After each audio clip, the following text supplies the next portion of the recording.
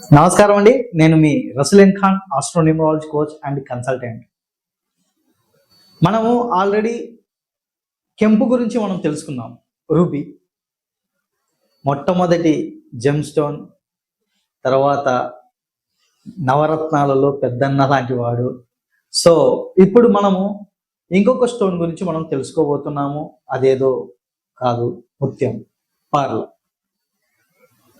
చాలా వరకు దీని ఎక్కువ శాతం స్టూడెంట్స్ కావచ్చు, పిల్లలు కావచ్చు, పెద్దలు కావచ్చు, ఎక్కువగా యూజ్ చేస్తుంటారు. ఎందుకు? ముత్యం మనసుకు కారకుడు, హై టెంపర్, మనసు చికాకుగా ఇబ్బంది కలిగిస్తున్న వాళ్ళు ఎక్కువ శాతం ఈ ముత్యాన్ని ధారణ చేస్తూ ఉంటారు. సో ఈ ముత్యం అనేది చాలా వరకు మనం చెప్పుకోవచ్చు అనమాట. ప్రకృతిలో లభించే నవరత్నాలలో ముత్యం ఒకటి కూడా చెప్పుకోవచ్చు. ఇవి ములస్కా జాతికి చెందిన ముత్యపు చిప్పలో తయారవుతుందనేది చాలా తక్కువ మందికి తెలుసు.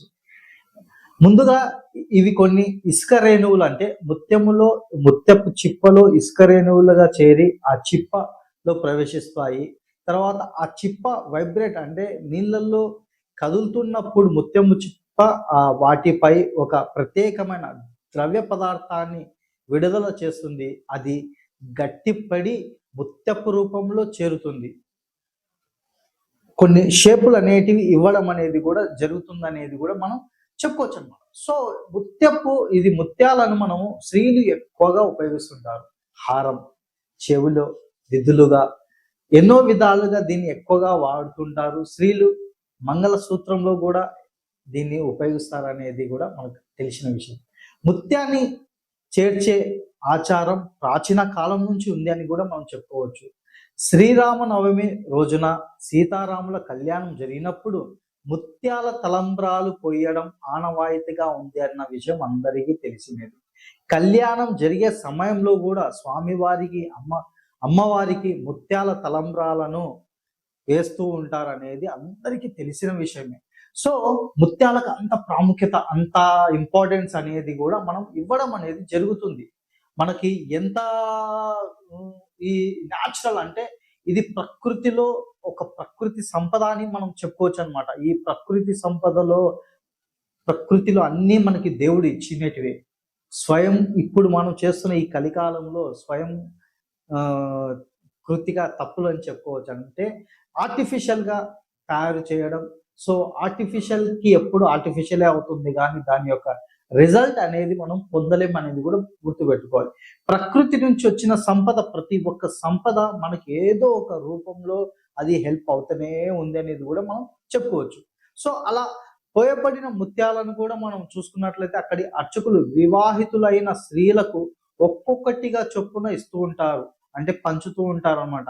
ఆ ముత్యాలని మంగళసూత్రానికి చేర్చి కట్టుకోవడం వలన అమ్మవారి అనుగ్రహంతో సౌభాగ్యంగా వాళ్ళ హ్యాపీగా వాళ్ళ యొక్క లైఫ్లో ఎటువంటి బాధలు ఉండవు అనేది కూడా ఒక నమ్మకం. అది బాగా ప్రాచీన కాలం నుంచి ఇది విశ్వాసం బలపడుతూ రావడం అనేది కూడా జరుగుతుంది అనేది కూడా మనం చెప్పుకోవచ్చు అన్నమాట. సో ఈ ముత్యం ఎవరు ధరించాలి, ఎలాంటి వాళ్ళు ధరించాలి అనేది కూడా చాలా ఇంపార్టెంట్. నవరత్నాలలో ముత్యము చంద్రగ్రహానికి వర్తిస్తుంది. సో కర్కాటక రాశి వారు కావచ్చు, చంద్రుని రాశి రోహిణి, అంటే నక్షత్రం అంటారు కదా, రోహిణి, హస్త, శ్రావణ నక్షత్రాలు సంబంధించిన వాళ్ళు. అదేవిధంగా న్యూమరాలజీ పరంగా మనం చూసుకున్నట్లయితే ఏ నెలలోనైనా 2, 11, 20, 29వ తేదీలో పుట్టిన వాళ్ళు కూడా ఈ ముత్యాన్ని ధరించవచ్చు. జ్యోతిష్య శాస్త్రం పరిగించిన అంటే శాస్త్రం ప్రకారం మనం చూసుకున్నట్లయితే కూడా వారి యొక్క జన్మ నక్షత్రం కావచ్చు, వారి యొక్క జన్మ నక్షత్ర రాశికి అనుకూలంగా ఉన్న కర్కాటక రాశికి సంబంధించిన వాళ్ళు కూడా వేసుకోవచ్చు. అదేవిధంగా లగ్నం, చంద్ర లగ్నంలో ఉన్నవాళ్ళు, అదేవిధంగా రోహిణి, హస్త, శ్రావణ నక్షత్రాలు జన్మించిన వారు కూడా ముత్యంను ధరించవచ్చు అనేది కూడా రత్న శాస్త్రం అనేది చెప్తుంది. అంటే చంద్రుడు నీచ స్థానంలో ఉన్నా లేకపోతే మంచి స్థానంలో ఉన్నా కూడా ఇది ధారణ చేసుకోవచ్చు. అంటే చంద్ర మహాదశలో కూడా, చంద్ర మహాదశ కావచ్చు, చంద్ర అంతర్దశలో కూడా ఈ ముత్యాన్ని మనము ధారణ చేయవచ్చు అనేది కూడా మనం ఇక్కడ చెప్పుకోవచ్చు. సో సోమవారం శ్రావణం తర్వాత రోహిణి తర్వాత హస్త నక్షత్రాల సంచారం జరుగుతున్నప్పుడు ఉదయం 10 నుంచి మధ్యాహ్నం 12 గంటల లోపు ముత్యాన్ని తయారు చేసి ఉండాలని కూడా మనం చెప్పుకోవచ్చు. అంటే ఆ టైంలలో మనం కనుక ఈ ముత్యాన్ని ఉంగరాన్ని చేసినప్పుడు, అంటే ఆ నక్షత్రాలలో, అంటే సోమవారం వచ్చి శ్రావణ మాసంలో ఉండి రోహిణి నక్షత్రం హస్త నక్షత్రం ఉన్న సమయాలలో ఈ ముత్యపు ఉంగరాన్ని తయారు చేసి ఉంగరముగా చేసుకొని ధారణ చేసుకోవడం వల్ల కూడా మంచి జరుగుతుందని కూడా మనం చెప్పుకోవచ్చు అమ్మ. అంటే దీనికి ముందు ఏం చేయాలి, ఇది తయారైన తర్వాత పచ్చి పాలలో కావచ్చు లేదా గంగా జలంలో కావచ్చు ఒక రోజంతా దీన్ని డిప్ చేసి దానిలో ఒక గ్లాస్లో వేసి ముంచిపెట్టి దాన్ని తర్వాత మరుసటి రోజు సోమవారం రోజు ఉదయం 6 నుంచి 6 గంటల మధ్యలో కనుక ఈ జపము, అంటే నేను అదే చెప్పాను, right stone, right metal, right finger, right మంత్ర, రైట్ డే, ఇది చాలా ఇంపార్టెంట్. దాని పద్ధతి ప్రకారం ఒకవేళ మీకు ఏం తెలియనప్పుడు డైరెక్ట్గా మీరు టెంపుల్కి వెళ్ళిపోయింది, బాపనే దగ్గర మీరు అర్చన చేయించుకొని టెంపుల్ దగ్గర అక్కడనే పెట్టేసుకొని ఒక హాఫ్ అన్ అవర్ అలా పెట్టండి. ఆ స్టోన్స్లలో ఏమైనా దోషాలు ఉన్నా కూడా దోష పరిహారాలు అవుతాయి. అదే కనుక మీరు హిందూస్ కాకపోతే ముస్లిమ్స్, క్రిస్టియన్స్, ఎనీ క్యాస్ట్ వాళ్ళు కూడా ఈ ధారణ చేయొచ్చండి. ఇది ఫలానా జాతికి సంబంధించింది కాదు, ఇది ప్రకృతిలో దొరుకుతున్న ఒక అమూల్యమైన విలువైన సంపద. ఈ సంపదను కరెక్ట్ పద్ధతిలో మనం వాడామనుకోండి, దీన్ని ఎన్నో విధాలుగా మనం పాజిటివ్ని పొందవచ్చు అని కూడా మనం ఇక్కడ చెప్పుకోవచ్చు అనమాట. ఎందుకు ఇది మంచిగా మనకి రిజల్ట్ అంటే ఇది మనసుకు కారకుడు, చంద్రుడు మనసుకు కారకుడు. మనసు అంటే మెంటల్ టెన్షన్స్ ఉన్న వాళ్ళు, తర్వాత మైండ్ కాన్సన్ట్రేషన్ చేయని వారు, స్టడీస్ మీద కాన్సన్ట్రేషన్ చేయని వాళ్ళు, ఏదో భయంగా ఉన్న వాళ్ళు, ఇలాంటి వాళ్ళు ఈ స్టోన్ని కనుక ధారణ చేసుకుంటే కనుక వారి యొక్క మానసిక శక్తి అనేది పెరుగుతుంది. తర్వాత వాళ్ళకి సుఖమైన నిద్ర, జ్ఞాపక శక్తి పెరుగుతుంది. తర్వాత మానసిక ఎదుగుదల కూడా లభిస్తుంది. వ్యాపార అభివృద్ధి కలుగుతుంది. తర్వాత నిత్యావసర మందులు, అంటే నిత్యావసరాలకు మందులు, పండ్ల తోటలకు, మాతృ సౌఖ్యం లేని వాళ్ళకి, తర్వాత సంసార సుఖం లేని వాళ్ళకి కూడా అంటే తొందరగా వివాహం కావడానికి కూడా ఇది హెల్ప్ చేస్తుంది. తర్వాత హోటళ్ళు, విశ్రాంతి భవనాలు, నీటి శాఖకు సంబంధించిన వాళ్ళు, తర్వాత పానీయాలకు సంబంధించిన వాళ్ళు, రస పదార్థంలో వ్యాపారం చేసే వారికి ముత్యం ధారణ చేయడం చాలా ఎంతో హెల్ప్ అవుతుంది అనేది కూడా మనం చెప్పుకోవచ్చు అనమాట. అంటే ఇది మనం ఊరికే ఏదో ఎవరు అడ్వైస్ ఇచ్చారు ఊరికే వేసుకోవడం అనేది కాకుండా వారి యొక్క కుండలిని స్పష్టంగా మనం పరిశీలించి వాళ్ళు ఎటువంటి స్టోన్ వేసుకోగలరు, వాళ్ళకి ఎటువంటిది అవసరం అనేది అది స్పష్టంగా తెలిసినప్పుడు మాత్రమే ఆ ధారణ చేస్తే మనకి రిజల్ట్ అనేది ఇస్తుంది.